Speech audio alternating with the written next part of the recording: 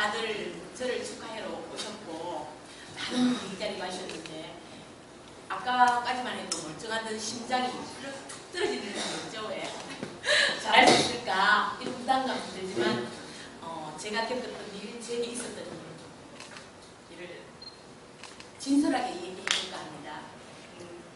제가 사실은 책을 쓰면서 어떤 느낌이냐 하면 서울에서 부산까지 홀랑 뻗고 뛴 느낌이랄까요? 너무나도 적나라하게 내 슬펐던 일, 정말 감추고 싶었던 일까지 다 책에 드러내면서 제가 절망 속에서 이렇게 꿈을 버리지 않고 이렇게 여러분에게 설 수 있던 일들을 이야기하고 또 저보다 더 불행에 처한 사람들 또 몸과 마음이 병들어 자신을 포기하려는 사람들에게 조금이나마 희망을 줄 수 있다면 하는 마음으로 이 자리에 섰습니다. 저는 정말 가난을 내몰리만 아버지의 6남매의 마지로 자랐어요. 제가 60년대들은 다들 삶이 빡빡하고 힘들었어요. 그죠? 이렇게 얘기를 들어보면 저뿐만 아니라 저와 비슷한 환경에서 자랐던 사람들이 너무나도 많이 계시더라고요. 또 우리 신학으로 김성문 대표님도 계시고요. 제가 이렇게 첫 자리에 서니 너무 부서가 없어서 감사할 분들을 너무 얘기를 하고 있는 것 같아요. 제게 또 이런 기회를 열어주셔서 많은 분들에게 제 얘기를 할 수 있게 해주신 우리 정택수 소장님, 생명프로그램의 정택수 소장님께 감사를 드리고요. 또 장소를 제공해 주시고 또 저를 이렇게 이 아름다운 홀에서 보잘것없는 제 얘기를 하게 하신 김성문 대표님, 그리고 저를 위하여서 또 이렇게 공연해 주신 한국 유일한 만담 여가수 최영 가수님께 감사드리고요. 저를 위해 또 축하해 주신 직장원 회장님, 이승훈 박사님 모든 분께 한 분 한 분께 너무나 감사드립니다.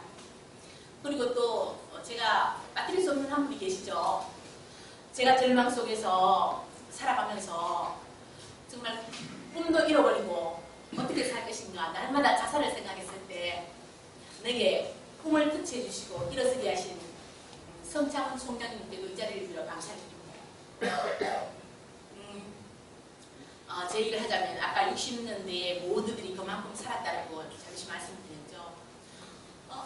너무너무 가난해서 먹을 것이 없었고 또 아버지는 우리 6남매를 키우기 위해서 노동을 하셨어요. 노동을 해서 6남매를 키우자니 사회에서 부딪히는 일이 너무 많으셨던 거예요. 그래서 그 아버지의 스트레스가 가정 폭력으로 나타나셨어요. 어머니를 때리고 자식들을 때리고 정말 제 어린 남동생과 저는 죽지 않을 만큼 맞고 살았어요. 정말 그 어린 나이에도 그 매를 피해서 차라리 죽고 싶을 만큼 맞고 자랐어요. 그 가운데서도 저희들에게 힘을 준 건 엄마이고요. 어머니께서는 그 어려운 가운데서도 아버지가 경제권을 쥐고 계셨는데도 불구하고 아버지 몰래 돈을 뒤로 빼셔서 책을 사주셨어요. 끊임없이. 책을 사서 뒷집에 맡겨놓고 이제 한 번씩 들여오기도 하고 그래서 아버지가 이거 뭐냐고 물으실 때 누가 애들이 보던 책을 가지고 왔다 이런 식으로 말씀하셔서 끊임없이 책을 읽게 하셨어요. 책을 읽고 책 속에 있는 것들을 너희 것으로 만든다면 엄마처럼 인생을 살지 않을 거라는 그 생각 때문이셨을 거예요. 그래서 엄마는 아버지께로 매를 맞고 정말 죽고 싶을 만큼 날마다 아버지가 없었으면 하는 그런 고통 속에서도 버틸 수 있었던 것은 엄마가 우리에게 끊임없이 풀어넣어주시는 소망 때문이었고요. 그 엄마는 아버지한테 맞아서 지금도 어머니가 74시신데요. 몸이 상한 데가 없어요. 사실은. 워낙 젊었을 때 맞았던 그 후유증으로. 제가 겪어보니까 우리 몸은 젊다고 하고 에너지를 많고 소진해버리면 나이가 들면 그것을 그대로 돌려주더라고요. 그래서 엄마는 지금도 몸이 상한 데가 없으시고요. 그럼에도 불구하고 자식들 6을 키우면서 온갖 고초를 겪으셨어요. 어떻게 자식들 때문에 버리고 가지도 못하고 그래서 아버지랑 이제 버티고 사셨고요. 그 가운데서 이제 저는 자라면서 아버지 한 입에 벗어날 수 있는 것이 유일한 꿈이었고 소망이었어요. 내 아버지 저 김일성처럼 단단한 아버지로부터 벗어났지만 있으면 무엇은 다 할 것 같았거든요. 그래서 아버지한테 반항은 하지 못했어요. 제가 여고생 때 치마를 입죠. 치마를 입은 여고생 때도 도마리를 맞았어요. 아버지한테. 아버지는 그렇게 가차없는 분이셨어요. 그래서 고등학교를 졸업하게 되면서 끊임없이 어떻게 하면 아버지를 벗어날 수 있을까 그 고민을 했고, 고등학교를 졸업하고 서점에서 일을 하고 이제 큰 대기업에 취업을 해서 잠깐 일을 하다가 거기서 한 남자를 만나게 돼요. 그래서 그 사람과 결혼을 하게 되는데 아무것도 보지 않았어요. 그 사람의 뭐 학력, 조건 그런 거 눈에 들어오지 않고 오직 이것이면 아버지로부터 벗어날 수 있겠구나. 그래서 23살 어린 나이에 잘못된 선택의 결혼을 하게 됩니다. 근데 옛날 어른들 그런 말씀 많이 하시죠. 부모 복 없으면 남편 복 없고 남편 복 없으면 자식 복 없다. 그런 말씀 많이 하시죠. 그게 되게 들어맞는 것처럼 아버지를 피해서 하는 결혼이 되게 최악이었어요. 그 남자는 무리도시하는 남자였고 일하기를 싫어하고 게으른 남자였어요. 충청도 산골로 시집을 가서 그때부터 저희 또 다른 고생이 시작되죠. 결혼한 기존에부터 화장품 키트를 끌고 다니게 되고 보험회사를 다니게 되고 맞벌이를 위해서 또 늘 누워서 결혼을 피는 남편에 대한 본보기, 그 사람이 늘 집에서 누워있으니까 나라도 나가야죠. 죽을 것 같은 심정으로 일을 하게 되고, 그러다 결혼 4년 만에 첫 아들을 낳게 되고, 변할 줄 알았던 남편은 전혀 변하지 않고 악순환이 계속됐어요. 그리고 원하지 않게 그 첫 아이를 갖고 둘째 아이를 임신하면서 4년 만에 임신을 하면서 제가 몸이 이상을 느끼게 돼요. 만성 심부전을 받게 돼요. 왜냐하면 환경도 팍팍했지만 그것보다도 제게 병을 준 원인은 남편에 대한 스트레스였겠죠. 지금도 이렇게 생각해요. 날마다 첫째 아이를 가지고도 죽고 싶지 않은 날이 없었어요. 날마다 죽음을 생각했어요. 어떻게 죽을까? 큰 도로로 뛰쳐나가서 차에 부딪혀 죽을까? 약을 먹을까? 결국은 이랬지만 결코 실천하지 못했을 때는 용기가 없었겠죠. 그래도 살고 싶다는 그 일이 저를 살게 했고, 또 아이들에 대한 생각이, 아이들에 대한 많은 생각이 있죠. 만약에 내가 잘못되면 저 능력 없고 아무도 할 수 없는 아빠에게서 아이들이 어떻게 자랄 것인가. 내 삶은 비록 비참하지만 나의 분신이나 다른 아이들은 정말 사회에서 제대로 역할하는 아이들도 키우고 싶더라고요. 그래서 그 열망으로 버텼어요. 둘째 아이를 가지고 미용실을 하게 돼요. 맞벌이를 위해서. 미용실을 하면서 둘째 아이를 낳는데 이 신장이 계속 나빠지고 결국에는 어떻게 됐냐면 둘째 아이가 3살 무렵에는 2걸음을 뗄 수가 없을 만큼 신장이 나빠집니다. 숨이 차서 1걸음, 2걸음 떼놓을 수가 없었고요. 복수가 차서 배는 이렇게 굴러갔고요. 또 양치질을 하려면 팔이 입을 안으로 들어가질 않았어요. 그 정도로 신장은 망가져갔지만 남편은 병원에 데려가기보다는 서울에 유명하다는 한의원의 의사를 갖다 대요. 양일이 알면 기절할 일이에요. 신장이 망가졌는데 한약을 들이붓는다는 것은 죽으라고 받는 거랑 똑같은 현상이거든요. 그럼에도 불구하고 그 사람은 나을 수 있지만 네가 중심으로 낫기를 바라지 않기 때문에 안 낫는 거라고 말하면서 병원에 데려가지 않았어요. 그런데 병원에서는 동정맥류를 보냈어요. 그리고 투석을 받기 위해서 혈관을, 동맥정맥을 한테 묶어서 흐르게 해요. 그 수술을 해야 혈관이 자랄 때는 한 달 반에서 2달이 걸리는데 그 기간이 지나면 이 혈관에 바늘을 꽂아서 투석을 해야 돼요. 그럼에도 불구하고 그 사람은 해주지 않았어요. 그 일을. 그래서 저는 미용실 골방에서 날마다 죽어갔어요. 나중에 급기야는 제 몸에 남아있는 피가 3분의 1가량밖에 남아있지 않아서 심장이 쇠절구공이 짖는 소리를 냈어요. 너무너무 심장이 아파서 고통스러워서 누워서 잠을 잘 수가 없었어요. 그래서 베개와 이불을 이렇게 싸고 껴안고 날마다 밥을 씻었어요. 요것도 한 병도 넘길 수가 없었어요. 복수가 차 있었기 때문에. 완전히 인간이었어요. 그냥 술만 쉬어서 살아있을 뿐이지 동네 사람들은 왔다 가요. 뭘 사들고 오면서 아유 오늘 멤버 죽네. 얼마나 버틸까. 나는 아슬한 의식 속에서 사람들이 왔다 가는 것만 느끼고 있을 뿐 그냥 원래처럼 그렇게 날마다 죽어갔어요. 나중에 처음에는 내 아이들을 붙잡아야 한다는 생각이 나를 살렸지만 극도의 나람이 아이들도 의식에 들어오지 않더군요. 차라리 그냥 편하게 죽을 수 있었으면 편하게 죽고 싶다. 그렇게 그 생각은 하게 되고요. 그렇게 원망하며 남편에 대한 기도도 했어요.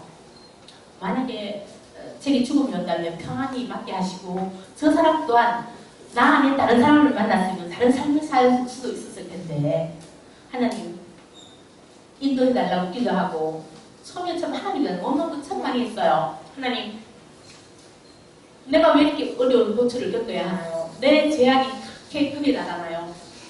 그렇게 되니까 하나님을 속 좁은 내 죄에 따라서 정죄하는 분을 만들고 말더라고요. 그래서 하나님 감당할 수 있는 만큼만 고통을 주신다고 하셨는데 내가 이토록 강한 사람인가요? 제발 저를 돌봐주고 싶지 않으시면 데려가세요. 그렇게 극단적인 기도까지 했어요. 그런데 이제 그럼에도 불구하고 나를 데리고 기도원을 데리고 왔어요. 교회 전도사입니다.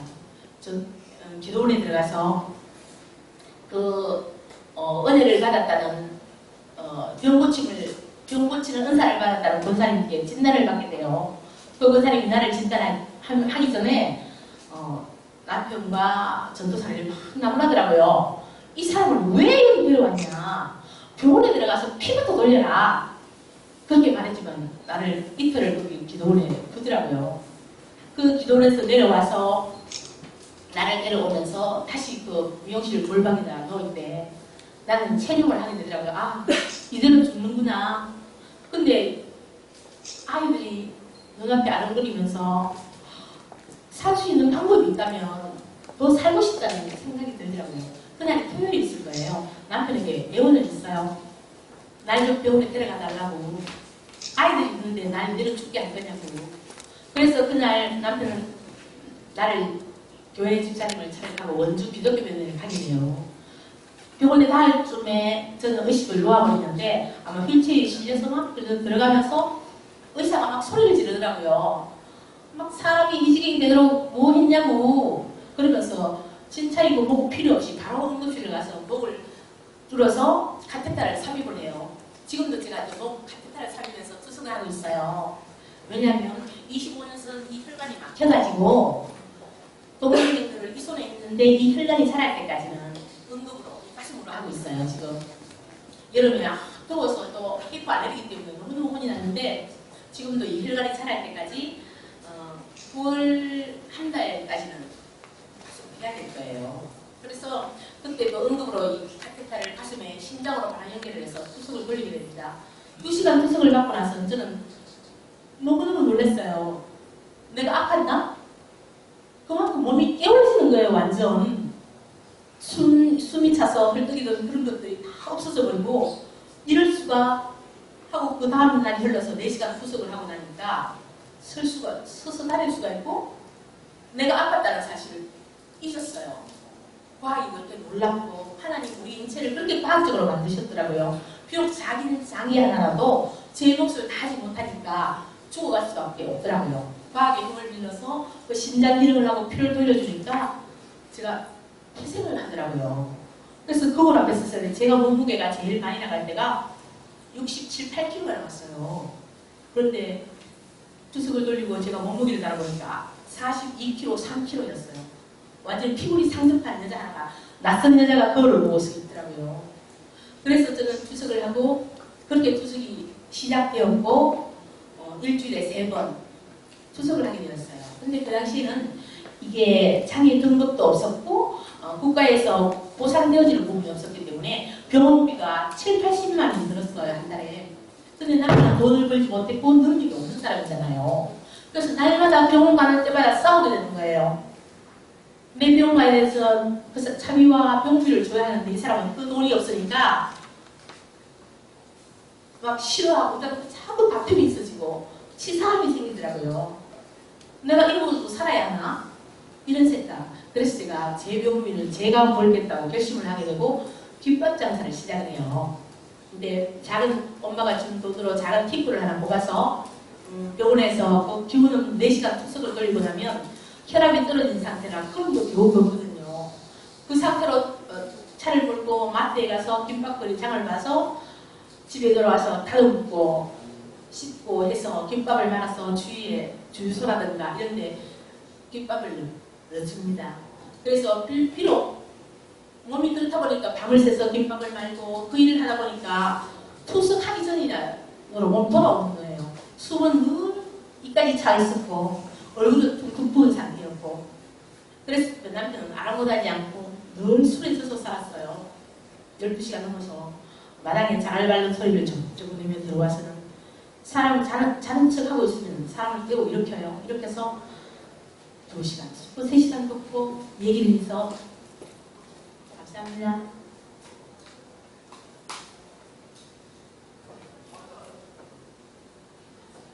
자기 수비를 깨야만 잠이 드는 사람이었어요. 그래서 제가 임신을 했을 때나 이럴 때는 그것을 피해보자고 어머니 방으로 가서 피신을 있으면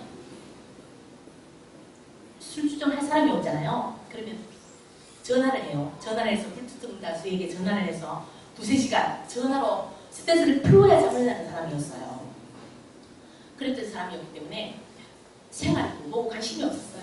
그 8순이 다 돼가는 노모가 폼싸으로 하루 노동을 해서 3만 벌어들이는 그 용돈을 받아서 술을 먹었고 그렇게 사는 사람이었어요.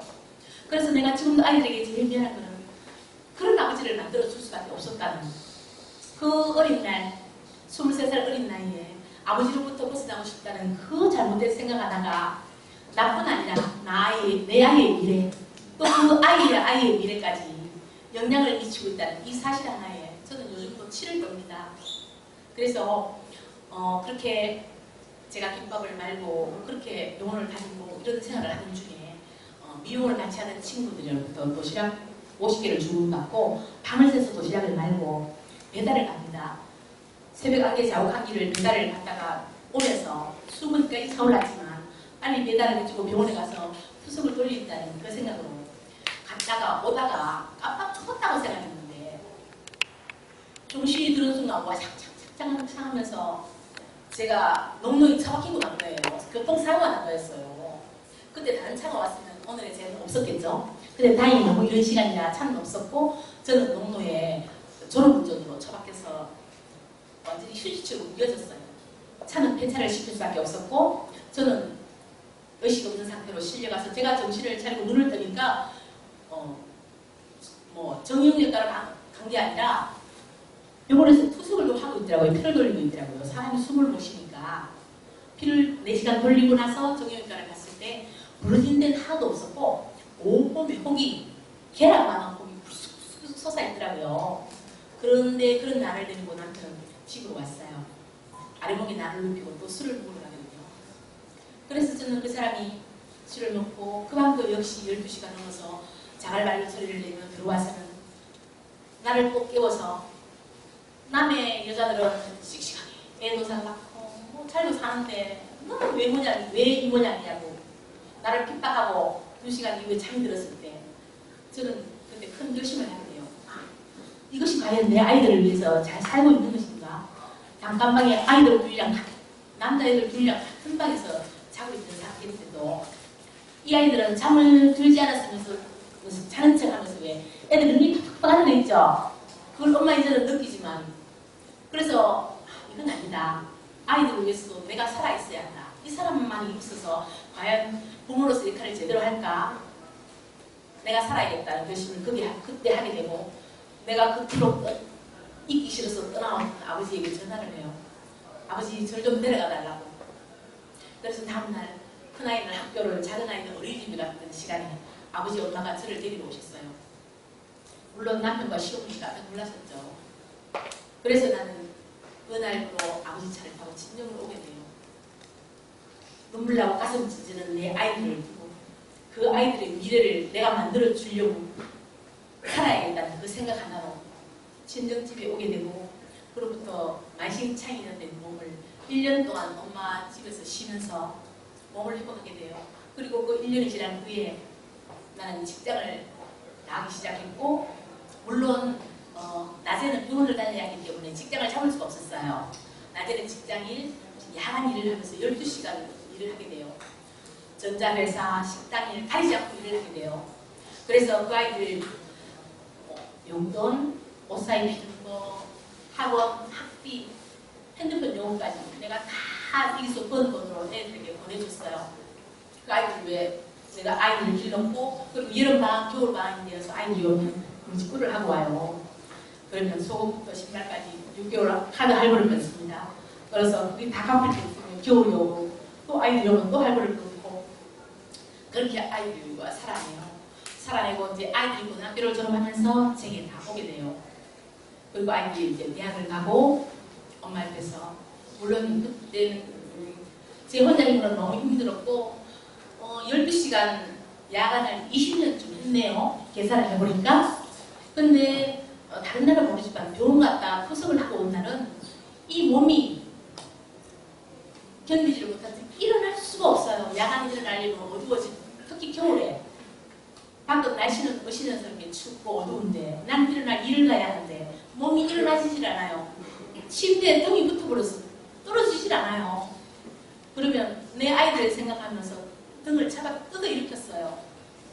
그리고 12시간의 일을 하고 아침에 파김치가 돌아오고 배서 돌아오고 그 생활을 20년 가까이 했어요. 그래서 내 아이들이 저렇게 자라서 큰아이는 결혼을 해서 손주가 4살이고요. 작은아이는 지금 평택에서 일을 하고 있어요.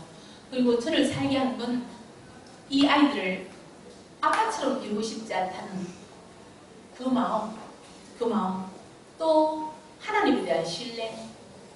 내가 비록 지금 이러고 살고 있지만 하나님 나를 세상에 보내시고 살게 하실 때는 분명 또 계획이 있으시고 뜻이 있으실 텐데 이렇게 병든 몸으로 골골하다 죽으라고 보내시지 않으셨을 거라는 그런 확신, 이런 것들이 저를 살게 했어요. 그래서 그러고 있을 즈음에 제가 성창훈 총장님 운영하는 부산의 부경대 힐링지도사 15주 과정을 공부하게 돼요. 그 과정을 공부하면서 성창훈 총장님께서 내게 제 속에 있는 소질을 발견하셨어요. 글을 써보지 않겠느냐고. 그래서 저는 처음에 너무 자신이 없고 부끄러웠어요. 아니 총장님, 제가 무슨 글을 씁니까? 제가 배움이 있습니까? 저는 고등학교밖에 나오지 않았어요. 그리고 쓰고 싶은 열정은 있지만 많은 작가들, 숱한 작가들, 아름다운 글, 정말 내 식으로 도저히 다다를 수 없는 부분까지 터치하시는 부분들을 따라잡을 수 없을 뿐더러 너무 부끄러워서 어떻게 제가 글을 씁니까? 그때 그분께서 말씀하셨어요. 미사 여구를 보자고 하면 한이 없다. 세상에는 말들이 홍수로 넘쳐나고 아름다운 문장을 가진 글들이 너무나도 많다. 그런 글을 쓰라는 것이 아니고 당신이 살았던 삶을 그대로 한번 써봐라. 그래서 옛날 꿈꿨던 작가의 꿈을 서서히 불을 지펴라. 그렇게 말씀하셨을 때 그래 볼까? 제가 학교 때는 그래도 중편 소설 같은 걸 써서 친구들을 통해서 읽혀주고 그랬었거든요. 그럼 친구들이 길을 궁금해서 야! 길 어떻게 됐냐고 막 물어오니까 그랬었어요. 그래서 처음부터 그 꿈을 그분께서 불을 지펴주셨어요. 그래서 그럼 써볼까? 이렇게 시작됐고 또 그분께서 사실은 서울에 있는 캘리포니아 주립대 과정을 또 12주를 제가 하게 돼요. 그러면서 이제 글을 쓰게 되고 부끄럽지만 내 모습을 세상에 드러내게 됩니다. 왜냐하면 내가 너무 오랜 25년의 투석 생활을 하면서 내 자식들에게 나는 어떻게 비칠 것인가. 내 아이들은 이미 지 아빠로부터 고등학교 졸업할 때까지 잘못된 습성, 또 핏줄을 타고 내려오는 유전적인 습성을 그대로 타고난 아이들이에요. 무시 못하겠더라고요. 왜 보면 이 점은 닮지 말았으면 하는 부분을 꼭 닮는 거 있죠, 왜 자식들은. 그래서 닮아온 그 아이들, 잘못된 생각과 상상으로 꽉 차있는 아이들에게 제가 얼마만큼 영향을 미칠 수 있겠어요. 그리고 엄마가 아픈 모습을 너무 오래 봐왔기 때문에 아이들은 나는 죽을 것 같아요. 혈압이 떨어져서 아무것도 할 수 없을 만큼 죽어서 쓰러서 파김치가 되어 누워있어도 걔는 느낌이 없는 거예요. 우리 엄마 늘 아픈 사람. 그러니까 친구더라고. 엄마는 의식이 없어서 아들이랑 있어줬으면 하는데도 불구하고 아이들은 친구를 만나러 나가고 자기들 삶을 살더라고요. 그래서 과연 엄마가 아이들에게 어떤 이미지를 비춰줄 것인가 생각할 때 제대로 쓰고 싶다. 내가 아이들에게 나는 하나님의 자녀다. 아이들이 자랄 때 저는 그렇게 한 번씩 말해줬어요. 하루에 한 번씩 전화를 해서 여봐, 너는 하나님의 자녀야. 세상이 너희를 이길 수 없어. 늘 그렇게 교육을 시켰거든요. 그런데 사실 그 아이들은 엄마가 자라면서 엄마의 모습을 보니까 하나님이 함께 하시는 모습이 없어요. 그 아이들이 생각할 때는 하나님이 기적이라도 일으켜서 엄마를 어떻게 낫게 하든가 생활의 궁핍에서 놓여나든가 해야 하는데 그게 아니거든요. 늘 병든 엄마, 힘들게 야간 일을 해야 하는 엄마, 그런 엄마이잖아요. 그 엄마에게 나는 다른 엄마, 정말 자랑스러운 엄마, 아이들이 어디에 나가서 우리 엄마 정말 자랑스러워. 그 병든 몸을 하고도 저렇게 하나님 보이자고 살았어. 나 정말 그래서 하나님이 살아계신 것을 믿어. 그 말을 하면서 아이들이 믿음의 바석에 바로 서기를 제가 소망하고요. 아이들이 엄마를 자랑스러워하기를 원해요. 정말 간절한 소원이 있다면 내 아이들에게 믿음을 대대로 물려주는 것과 내 아이들이 엄마를 자랑스러워하는 것, 부끄러워하지 않는 것, 어디 가서 병든 엄마 얼굴 시커매가지고 다 죽어가는 엄마를 부끄럽게 여기는 아들이 아니라 그런 엄마일지라도 자랑스러워하는 아이들, 그런 내 아이들로 남기고 싶어요. 그래서 나는 오늘도 끊임없이 꿈을 꾸고 제가 정말 작가라 불리우기 누구나도 부끄러운 졸작이에요. 제가 봐도 제 삶의 얘기를 썼을 뿐이니까요. 내가 많은 학식이 많아서 아름다운 언어들, 이 지상에 없는 언어들을 만들어낼 재간도 없고 그래서 정말 진솔하게 제 얘기를 썼을 뿐이니 너무 작가라 불리우기가 부끄러워요. 그렇지만 저는 제가 장하다고 생각합니다. 왜냐하면 주변에 많은 환자들을 보면 그들은 자기의 삶을 포기하고 사는 사람이 많아요. 이 투석을 하다 보면 일주일에 3번씩 4시간씩 투석을 해야 하니까 남자분들도 직장생활을 제대로 하시는 분이 없어요. 다 직장을 다니다가 포기를 하게 되고 또 한 번 예를 들면 그분이 이제 안 계시니까 예를 들면 그분이 대학 교수셨어요. 그런데 어느 날 갑자기 이 병이 온 거예요. 그래서 혈액 투석을 하게 되고 아내에게 당신의 심장을 내라고 강요를 하게 돼요. 근데 아내는 남편이 이때까지 힘들게 살았으니까 자기 심장을 주겠다라고 했었는데 아내가 갑자기 몸이 너무 안 좋아진 거예요. 심장을 줄 수 없는 상태가 됐어요. 그래서 못 주게 되자 이 남편이 그래? 그럼 내가 너 1,000만 원 줄 테니까 이혼해. 그리고 자기 재산을 전부 가지고 와서 중국에 가서 이식을 받고 와서 너랑 헤어져 사귀 너 네 심장도 못 주는데 너랑 살 이유가 없다고 말하는 사람이 있어요. 그거는 완전히 그 병으로 인해서 인격이 무너졌다고 봐야 되겠죠. 그런 경우가 흔해요. 보면 심장을 주지 않는다는 이유로 가족과의 친척과의 관계를 단절하고 사는 사람, 온갖 사람들을 볼 때 그들은 몸의 병도 문제지만 마음이 병든 것이 문제더라고요. 저는 다행히도 하나님을 알고 또 엄마의 끊임없는 긍정적인 사고를 이어받아 저는 한 번도 물론 결혼 생활의 초기에 아이를 가지고는 죽고 싶다는 생각을 많이 하고 하지만 아이들을 내가 길러야 했을 때부터는 한 번도 나쁜 생각을 해본 적이 없고 또 그럴 만한 여유가 없었어요. 내 또래의 친구들이 무료하다, 심심하다, 무엇을 할까, 어디 가서 무엇을 먹을까 생각할 때 나는 그들의 사고를 이해할 수가 없었어요. 그렇게 시간이 많은가? 나는 정말 아이들을 위해 일하고 병원 다니고 그게 일이 전부였어요. 그랬기 때문에 또 제가 강한 사람임을 인정해요. 이랬기 때문에 하나님 이렇게라도 강하게 붙들어 주심을 저는 또 지금은 감사해요. 제가 저를 너무 잘 알거든요. 이게 제게 가시가 없다면 제가 어떻게 삶을 살지 아무도 몰라요. 그렇지만 하나님 내게 가시를 주심으로 끊임없이 하나님께 매달리게 하고 무릎 꿇게 하시고 또 아이들에게 엄마로 남아있게 하심을 감사드려요. 그리고 저는 그들을 볼 때 정말 다혈질 인생이 너무 많다. 그런데 아직 인생을 살만하고 꿈을 꾸면 반드시 하나님 이루시고 누군가는 이루고, 그래서 이 꿈은 멈춰지면 안 되고 끊임없이 꾸어져야 한다고 생각해요. 그런데 그들은 그 꿈을 포기하고 삶을 암흑으로 만들어가고 있더라고요. 그래서 제가 이 책을 쓰면서 나처럼 혹은 나보다 더 아픈 사람들이 이 책을 읽고 용기를 내면서 자기의 적었던 꿈을 펼치면서 할 수 있겠구나 라는 생각들을 가져줬으면 좋겠고요. 비근한 예로 우리 시나브로 김성권 대표님도 1년에 시한 선고를 받으셨죠. 간암 때문에. 그럼에도 불구하고 저분의 그 모습을 보면 누가 암 환자이며 1년의 생이 남았다고 할 수 있겠어요. 저분은 충실하게 여전히 자기의 자리에서 최선을 다하고 계시고 또 많은 사람들이 그리 살 것으로 믿습니다.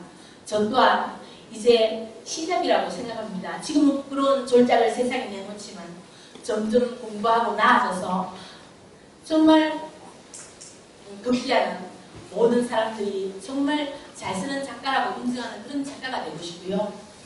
또 여기 또 우리 사회를 보시는 정리의 대표께서는 저의 동아부연 스승이세요. 또 그 동아부연을 함께하며 정말 제 말에 조금의 용기라도 얻을 수 있다면 어디라도 가서 제 일을 부끄럽지만 전할 수 있는 그런 사람이 되고 싶습니다. 그리고 제 그런 얘기를 들으러 와주신 많은 분들께